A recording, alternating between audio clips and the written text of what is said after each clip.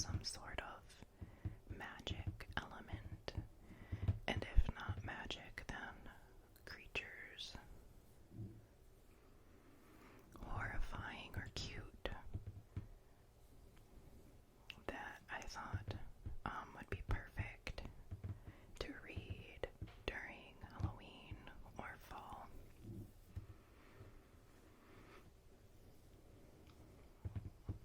So, the first book that I'm going to go over is actually a dictionary. A dictionary that is based on Tolkien, and all of his works, creatures, people, things are all listed in here. If you're familiar with the work of Tolkien, he wrote the Lord of the Rings trilogy and the Hobbit trilogy, then you would know that he is very descriptive and there is a lot to keep track of. So this dictionary is perfect to keep track of everything. This was actually a gift to me from my stepdad, because he knows how much I love Tolkien and his work. I love that this is like bound in leather, and the engravings are really cool. So, full of beautiful illustrations, this book is an indispensable guide to the rich, mythical world of Middle-earth and the Undying Lands. Arranged in a handy A through Z format, this book explores and explains the creatures, plants, events, and places that make up these strange and wonderful lands. It is essential reading for anyone who loves Tolkien's works and wants to learn more about them. I've only skimmed through this, but what I love about this dictionary is that it does show beautiful illustrations, and I'm going to flip through this so you can see a little bit of what I'm talking about.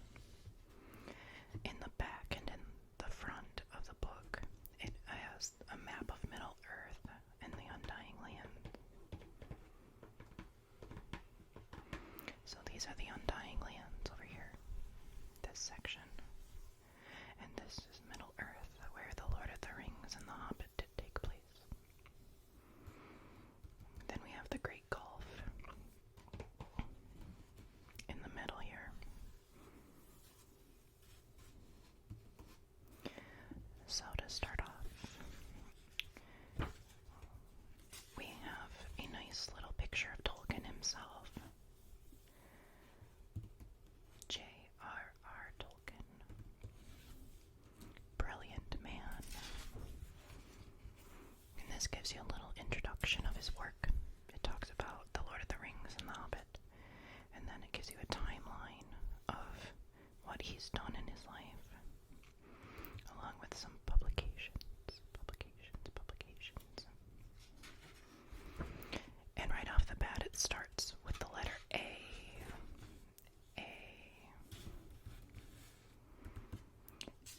And there's so much in this book because he was so descriptive, which makes him one of the greatest authors. But what I love is the illustrations sprinkled throughout the book.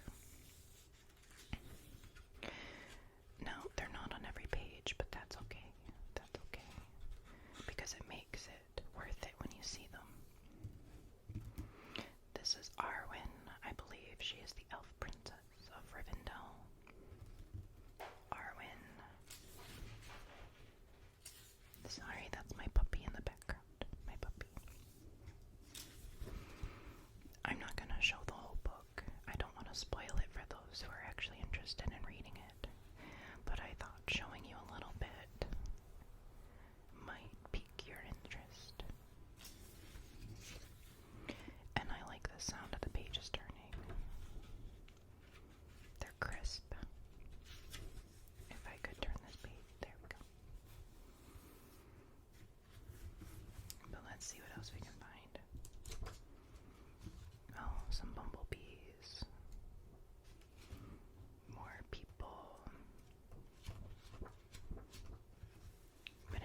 there's just so much in here.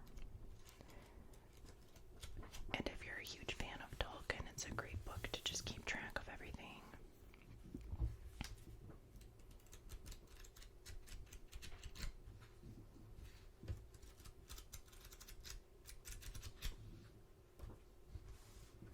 Okay, so that is the Tolkien Dictionary. Tolkien Dictionary. And it is beautiful on the outside too, which is always something I love that books have.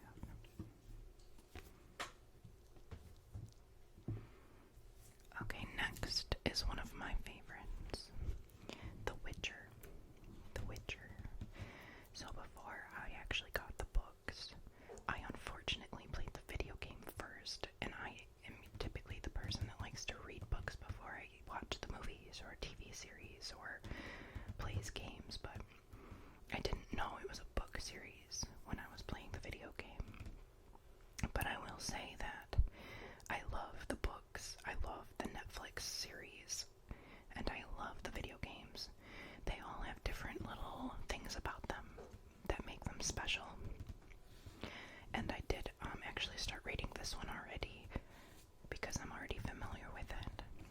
But I will say I was surprised at how descriptive, and it's a little slow to read, but it's not bad. It's interesting if you already like The Witcher.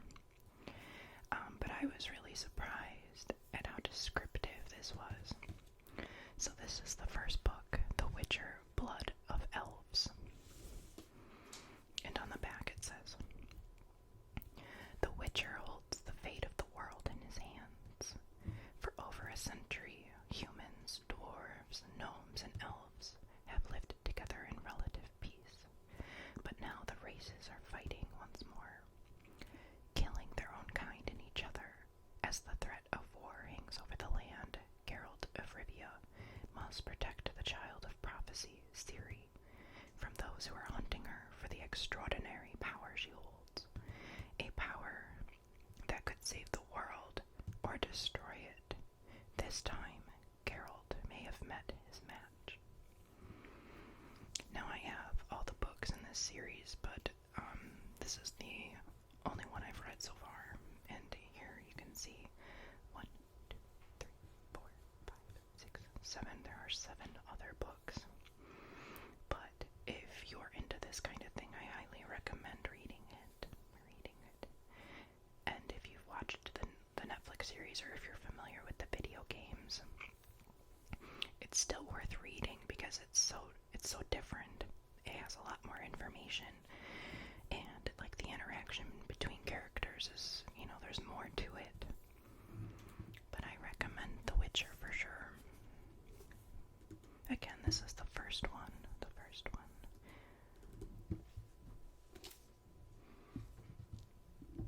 Okay, the next one. Now, I will say that some of these books are probably not new. It's been a while since I went on a buying spree of books, and so the past 2 videos, I've done another book haul recently, and then this one, I just bought up books that I found, and some may be new, but some are probably have been out there for a while, so you may have already read them. But this one I thought was interesting because they compared it to The Hunger Games. Now, I never actually read The Hunger Games. I'm only familiar with the show, or the movies. So I thought it'd be interesting to actually read something similar, and this is The Testing. The Testing.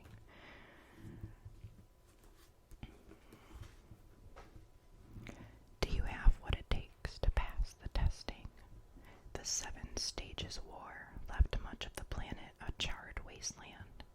The future belongs to the next generation's chosen few, who must rebuild it. But to enter this elite group, candidates must first pass the testing.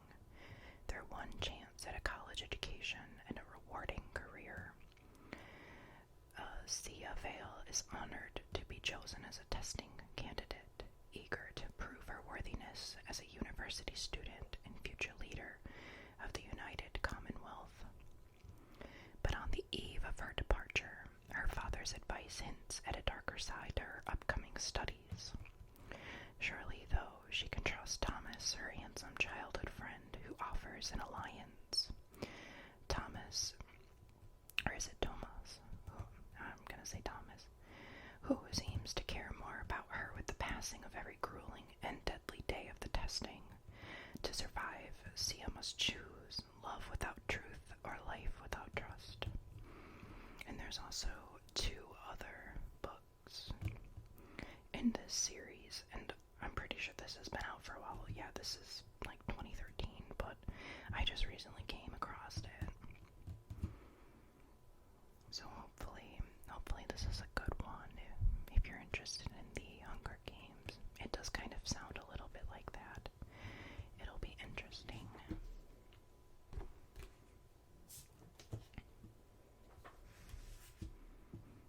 Next we have a beautiful cover here. The Night Queen. The Night Queen. And what struck me was how pretty this cover is with the crown.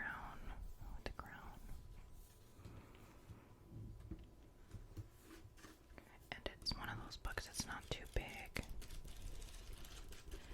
There's not too many pages. I like being able to read books that are like smaller sometimes. Okay, so this says, "They call me the Night Queen, with a heart as dark as the night itself, and as such I will rule my future kingdom. No light shall ever touch my broken heart again." On her 20th birthday, the beautiful but arrogant Princess Mina Ronvine crosses the point of no return. Unwilling to be married off to a warmongering northerner, she defies her father, the powerful king of the Rhine, and ridicules all her potential suitors. Furious at her appalling behavior, her father vows he will give Mina's hand in marriage to the first unmarried man who walks through the palace gates, be it nobleman or beggar. And when an impoverished northern soldier arrives at the castle the following day, the king stands by his word and offers Mina to him. This ill-suggested match, however, might prove of use to Mina after all. The northern soldier doesn't seem too fond of the marriage himself, so Mina offers the handsome but insufferable warrior enormous riches if he helps her escape into the north. But the journey through war-torn lands forces the princess to realize that if she can't melt her frozen heart, marriage might be the least of her concerns. I thought this one would be interesting. It is something different than what I normally read, but it still sounded interesting enough.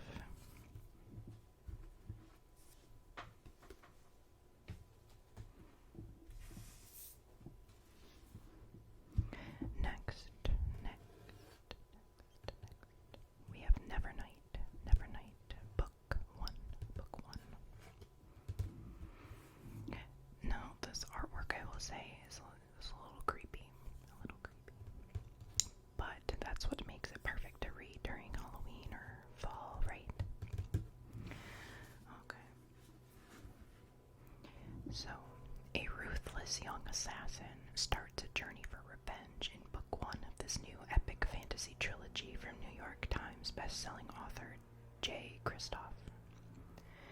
In a world where the sun's almost never set, a woman gains entry to a school of infamous assassins seeking vengeance against the powers that destroyed her family. Daughter of an accused traitor, Mia Corvier is barely able to escape her father's failed rebellion with her life. Alone and friendless, she warns a city built from the bones of a dead god, hunted by the Senate and its thugs. But her gift for speaking with the shadows leads her to the hearth of a retired killer and a future she never imagined. Now, Mia is apprenticed to the deadliest flock of assassins in the entire Republic, the Red Church. Deadly trials await her within the church's halls, blades and poisons, treachery and death. If she survives to initiation, she'll be inducted among the chosen of the Lady of Blessed Murder and be one step closer to the only thing she desires, revenge. And again, this is not something I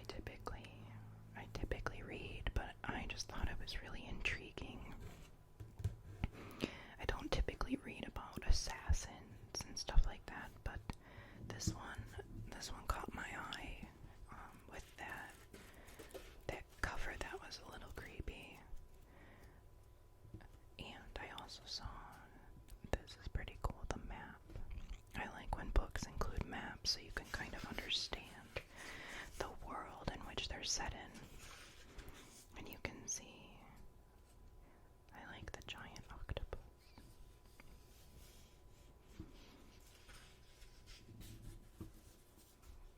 I'm not quite sure how many books are in. Did it say it was a trilogy? Yes, it's a trilogy, so there's 3 books.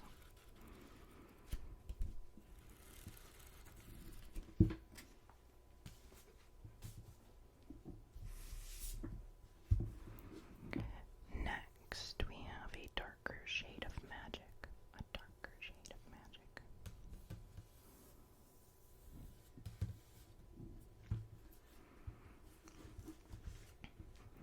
Welcome to Grey London, dirty and boring, without any magic, with one mad king, George III.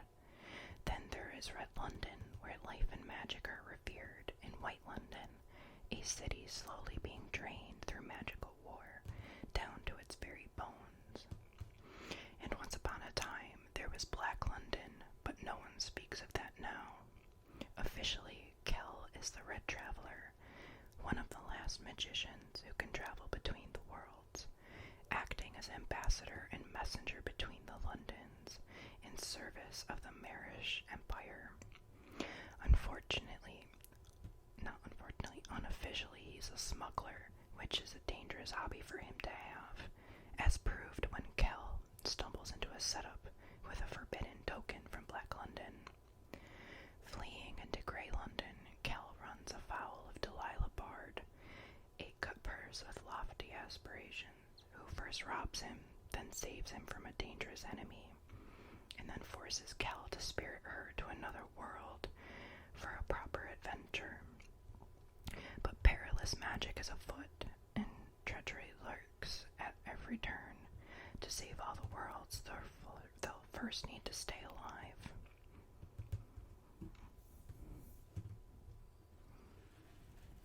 I did start reading this one too.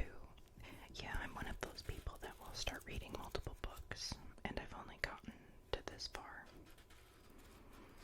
But I will say, it turned out better than I expected.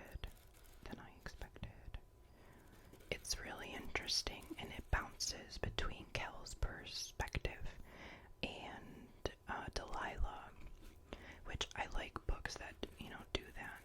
I don't read them all the time that have different perspectives, but this one is interesting. Okay, next is Serpent and Dove. Serpent and Dove. Bound as one to love, honor, or burn, a witch and a witch hunter, thrust into holy matrimony. There was only one way such a story could end, a stake and a match. And I do know that there is this book, but I believe, don't take my word on it, that there is a third one in this as well. Oh, I'm sorry, that was a little loud. Now I haven't started reading this one, so it'll be interesting. Oh, look, another map. Belterra. These look kind of like French words, so I wonder if it's French inspired or if it's just a new language altogether. I'm not sure.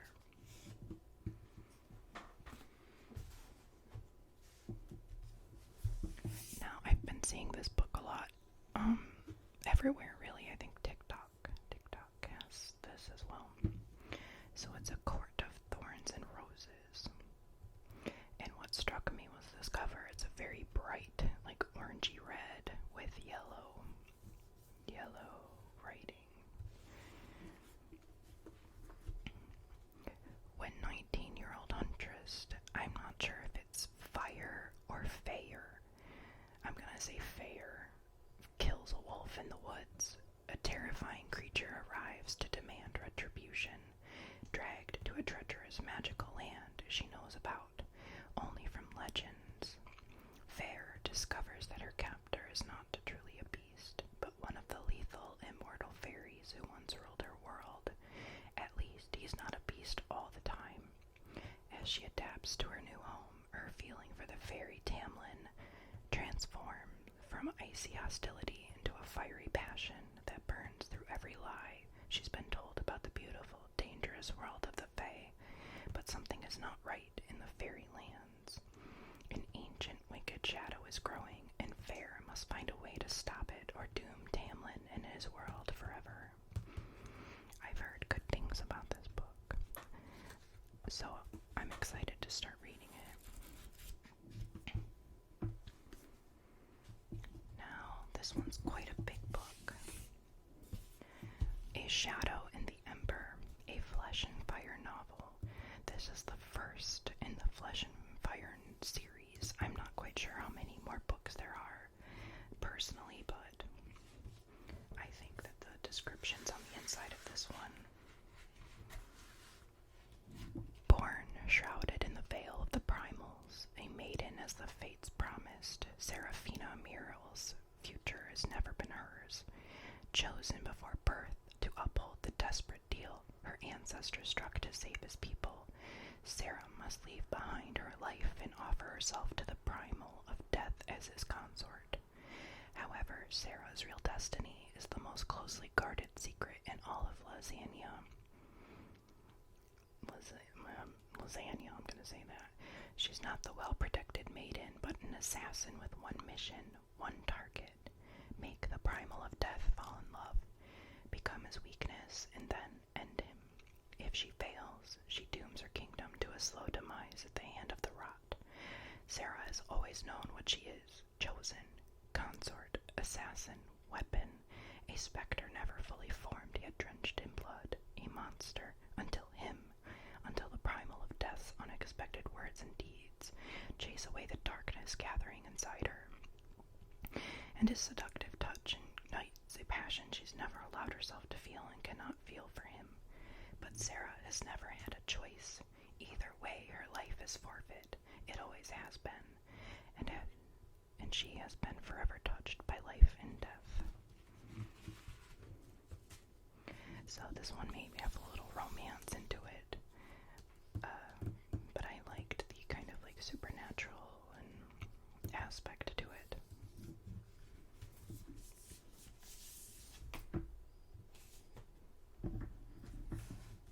The next one is The Starless Sea. The Starless Sea. I got this book because it has the same author, Aaron Morgenstern, as The Night Circus. The Night Circus is one of my favorite books, and I highly recommend it. So, it looks like the descriptions in the front again.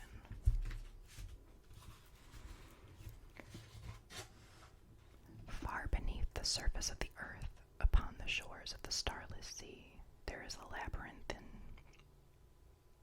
collection of tunnels and rooms filled with stories. The entryways that lead to this sanctuary are often hidden, sometimes on forest floors, sometimes in private homes, sometimes in plain sight. But those who seek will find. Their doors have been waiting for them. Zachary Rollins is searching for his door, though he does not know it. He follows a silent siren song, an inexplicable certainty that he is meant for another place. When he discovers a mysterious book in the stacks of his campus library, he begins to read and is entranced by tales of lovelorn prisoners, lost cities, and nameless acolytes. Suddenly, a turn of the page brings Zachary to a story from his own childhood, impossibly written in this book that is older than he is. A bee, a key, and a sword emblazoned on the book led Zachary to two people who will change the course of his life. Mirabelle, a fierce pink-haired painter, and Dorian, a handsome barefoot man with shifting alliances. These strangers guide Zachary through masquerade party dances and whispered backroom stories to the headquarters of a secret society where doorknobs hang from ribbons, and finally through a door conjured from paint to the place he has always yearned for. Amid twisting tunnels filled with books, gilded ballrooms, and wine-dark shores, Zachary falls into an intoxicating world soaked in romance and mystery. But a battle is raging over the fate of this place, and though there are those who would willingly sacrifice everything to protect it, just as many intent on its destruction as Zachary, Mirabelle, and Dorian. Oh, I guess it's on the back of this one. Venture deeper into the space and its histories and myths, searching for answers in one another, a timeless love story unspools. Casting a spell of pirates, painters, lovers, liars, and ships that sail upon a starless sea. I have very high hopes for this book, since I just love The Night Circus. The Night Circus is a story of two people, and it's a circus, of course, but the way it's told, it's just very magical and whimsical, and I recommend it, so I'm hoping that the Starless Sea is just as good, if not better. It certainly sounds very interesting. The last book is Malice, which is book 1 in the Faithful and the Fallen series. Even the brave will fall. The world is broken. Corbin wants nothing more than to be a warrior under King Brennan's rule, to protect and serve, but that day will come all too soon, and the price he pays will be in blood. Evness has sacrificed too much, it seems, but what he wants, the power to rule, will soon be in his grasp, and nothing will stop him once he has started on his path. Veridus is the newest member of the warband for the High Prince Nether. He is one of the most skilled swordsmen to come out of his homeland, yet he is always under the shadow of his older brother. Nether has ideas and a lot of plans. Many of them don't involve his father, the High King Aquilus, nor does he agree with his father's idea to summon his fellow kings to council. The Banished Lands has a violent past, where armies of men and giants clashed in battle, but now giants stir anew. Stones weep blood, and there are sightings of giant worms. Those who can still read the signs see a threat far greater than the ancient wars, for if the Black Sun gains ascendancy, mankind's hope and dreams will fall to dust, and it can never be made whole again. Now, I thought this one was interesting as well. I don't know if there's a map. Oh, I think there might be. There is. These are the Banished Lands. This looks quite big. We got a couple islands over here and a compass. Now this book is massive. It's definitely a big book. And I know that there's a couple more books after this. I just don't know how many. But anyway, this was my final book that I was going to share with you all today. Hopefully you find something that you would like to read. And I will be back with another video soon. I will see you soon.